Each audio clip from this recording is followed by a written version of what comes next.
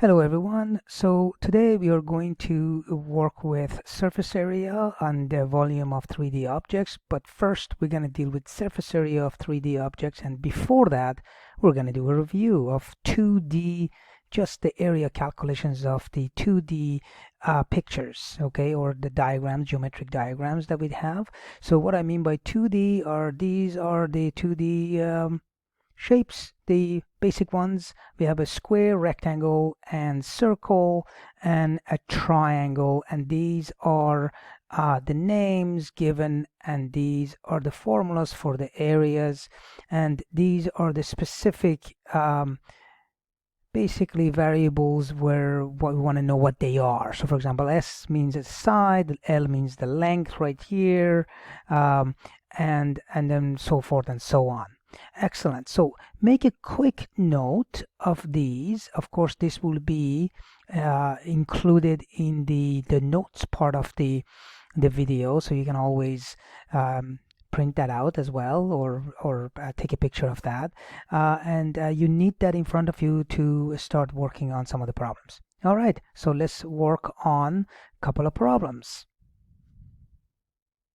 Okay, so let's look at this composite shape right here that looks like almost like a basketball court, half of the basketball court. If I would have added another semicircle on this side to the left hand side, that would have been almost a basketball court. All right, we want to find the area. That means the inside, right? So that's what we want. Everything that is inside, you want to know what that area is.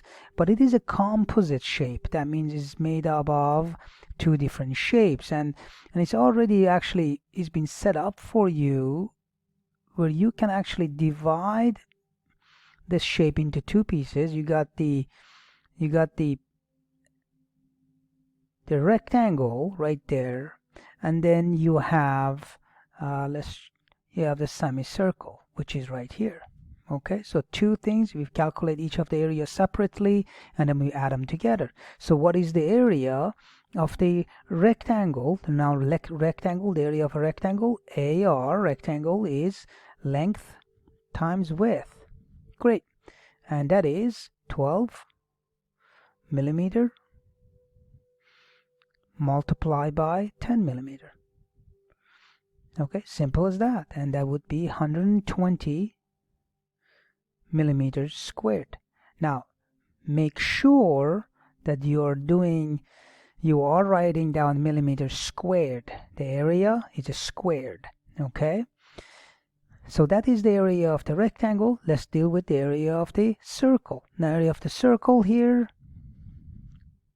we know is pi times the radius squared, but because we are dealing with a half a circle, we have to actually divide that, because this is the area of a circle, not the half a circle. Okay, so at the end we have to divide that by 2. Okay, so let's go through that. Let's see what we get. So we have the area. I'm going to write this down again. So the area of the circle is pi. Now the radius, notice that from here, this part right there, this represents the diameter of this is the diameter right here, right? That's the diameter. D, that's the diameter of the circle. So the radius is half of the diameter, so half of 10 is 5. So we can do, I'm just going to write down 10 divided by 5, just like that. Or you can put, then 10 divided by 2. You can put in 5 there, that's okay, and then you have to square that. Okay, so without using calculator, that would be 5 squared 25, so the answer will be 25 pi. That's the area of the circle, but because we want half of the circle, we have to divide that. So that's the area of the full circle, but the area of the half a circle, we have to divide the 25 pi by 2, and that would be the area of the C over 2, which is the half of the circle. Okay, so that's what that is. And then last step, we have to add them up. So let's go ahead and add them up and then come back. All right, so when you add the 25 pi divided by 2, that's the area of the semicircle with the area of the rectangle, you're going to get this right here that we have, and that is very simple. Then you just add them up, and you can use a calculator, and when you do that, you'll end up getting 159.3. I rounded it up, so here you go, 159.26, which is 0.3.